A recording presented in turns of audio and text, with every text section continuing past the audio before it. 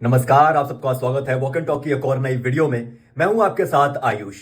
और जैसा कि आप ये थंबनेल पढ़ रहे होंगे और इस थंबनेल से जुड़े हुए आपके मन में बहुत से सवाल भी आते होंगे, विचार भी आते होंगे और आज भी वो सवाल आपके मन में कहीं ना कहीं दौड़ रहे होंगे। और उन सवालों से जुड़े हुए आपने बहुत से तर्क भी सुने होंगे कि आखिर भगवान श्री राम, अब देखिए मैं श्री राम को यहाँ पे भगवान कह रहा हूं। सबसे पहले मैं बता दूं, यहाँ पे बहुत से लोग ऐसे भी होंगे कि जो श्री राम को एक योद्धा के रूप में देखते होंगे, राजा के रूप में देखते होंगे, भगवान नहीं मानते हैं। सबके अपने अपने विचार हैं, क्योंकि जब आस्था के विषय में जब हम लोग डिबेट करते हैं, वो डिबेट हो ही नहीं सकती, क्योंकि आस्था सदैव हमारी भावनाओं से आती है और उसमें हम क्या कैसे मान रहे हैं वो हमारी अपनी भावनाएं होती हैं। तो चलिए इसी सवाल पर आते हैं कि आखिर भगवान श्री राम, यानी वो इतने धर्म को जानते थे, वो इतने उनके पास ज्ञान था, वो इतने कहते ना मतलब इतना उनके पास सारी बुद्धि थी, ये सब कुछ क्षमता थी, सारी चीज़ें थी उनके अंदर, फिर भी उन्होंने अधर्म को क्यों चुना? क्यों उन्होंने अपने पिता के 14 वर्ष के वनवास को चुना, जबकि वो जानते थे कि ये सब कुछ लालच के अपेक्षा में किया जा रहा है, इसके पीछे ईर्ष्या है, द्वेष है, क्रोध है, हीन भावना है। फिर भी श्री राम ने अपने पिता दशरथ के 14 वर्ष के वनवास को क्यों स्वीकारा? बहुत बड़ा सवाल है। बहुत से लोगों से आपने बहुत से तर्क भी सुने होंगे, लेकिन जो मैं आज आपको तर्क बताने जा रहा हूं उसके बारे में आपने कभी विचार नहीं किया होगा। वो क्या तर्क है, इसी वीडियो में आपको बताते हैं। तो चलिए शुरू करते हैं। तो जैसा कि मैंने बताया कि भगवान श्री राम ने अपने पिता के 14 वर्ष के वनवास को क्यों स्वीकारा? देखिए, ये तो आप जानते हैं कि श्री राम को हम लोग किन किन नामों से जानते हैं। उन्हें हम लोग रघुनाथ जानते हैं, रघुवर जानते हैं, रघुनंदन जानते हैं, लेकिन उनको रघुनंदन, रघुवर, रघुनाथ ये क्यों कह रहे हैं हम लोग? उनका नाम तो श्री राम है ना, राम है वो तो। उनका रघु क्यों आगे रह रहा है?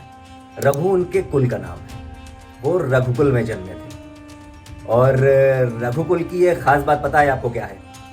रघुकुल की खास बात ये है कि उसका एक रीत थी, उस कुल की एक रीत थी जिस कुल में पैदा हुए श्री राम पैदा हुए, लक्ष्मण जी पैदा हुए, भरत जी पैदा हुए, शत्रुघ्न पैदा हुए, स्वयं दशरथ जी भी उसी में पैदा हुए। फिर वो कुल ऐसे आगे चलता आया। तो उस कुल की एक रीत थी। रीत पता क्या है? चलिए मैं आपको एक दोहा सुनाता हूँ कि रघुकुल रीत सदा चली आई, प्राण जाए पर वचन न जाए। समझे इसका अर्थ क्या है?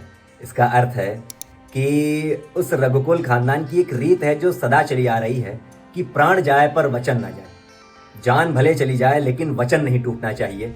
अगर उस रघुकुल के खानदान ने, किसी भी व्यक्ति ने अगर कोई वचन दे दिया तो मतलब वो वचन तो पूरा होना है, फिर चाहे उसके लिए प्राण त्यागने पड़े। तो बस अब श्री राम तो जानते ही हैं वो कितना होनहार बालक रहे, होनहार राजा भी, मतलब सब कुछ रहे वो। और वो साथ ही साथ वो इतने अच्छे पुत्र रहे कि उन्होंने अपने पिता के वचन को पूरा करने के लिए उन्होंने धर्म को छोड़कर अधर्म का रास्ता भी अपना लिया। जी हाँ, उन्होंने अपने पिता के वचन को पूरा किया। जिस पिता ने अपनी पत्नी यानी कैकेयी को सिर्फ लालच, ईर्ष्या, द्वेष में, और कहते ना कि उनके वो एक ऐसा वचन था कि जो सब जानते थे कि ये अधर्मी है, ये गलत है, ऐसा नहीं होना चाहिए। लेकिन अब आखिर दशरथ जी ने वचन तो दे दिया था, वो वचन कैसे पूरा हो? वो वचन पूरा करने की जिम्मेदारी सिर्फ और सिर्फ श्री राम के कंधों पर चली गई। तो अब श्री राम तो श्री राम है, क्योंकि रघुकुल रीत सदा चली आई, प्राण जाए पर वचन न जाए। तो उन्होंने सिर्फ और सिर्फ अपने पिता के वचन को पूरा किया। और उस वचन को पूरा करने के लिए और अपने खानदान यानी रघुकुल की रीत को सदा आगे बढ़ाते हुए उन्होंने बाकी धर्मों को किनारे कर दिया। तो धर्म को किनारे कर दिया, अपने जो माता से उनका था, ठीक है ना, उन्होंने अपना सिंहासन त्याग दिया, अपना राज्य त्याग दिया, अपना परिवार त्याग दिया, और साथ ही साथ जिसको 7 वचन दे के लेके आए थे पत्नी, उसको भी त्याग दिया। लेकिन फिर सीता माँ ने अपना धर्म निभाया, तो वो तो खैर आगे की बात है।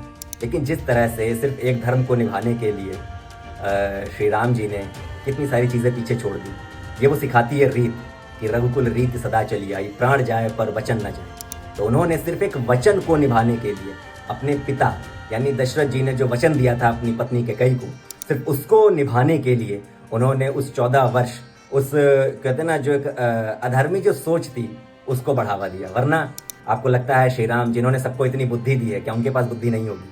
क्या उनके पास वो समझ नहीं होगी कि क्या सही और क्या गलत है? लेकिन फिर उन्होंने सही और गलत नहीं देखा, उन्होंने सिर्फ रीत निभाई अपनी, कि जो उनके रघुकुल की रीत थी, उन्होंने सिर्फ उस वचन को पूरा किया। इसीलिए 14 वर्ष के वनवास को उन्होंने स्वीकारा और फिर जैसा कि आप जानते ही हैं किस तरह से उन्होंने भली भांति पूरा भी किया उसे। तो ये था वो मुख्य तर्क कि आखिर 14 वर्ष का वनवास उन्होंने चुना ही क्यों।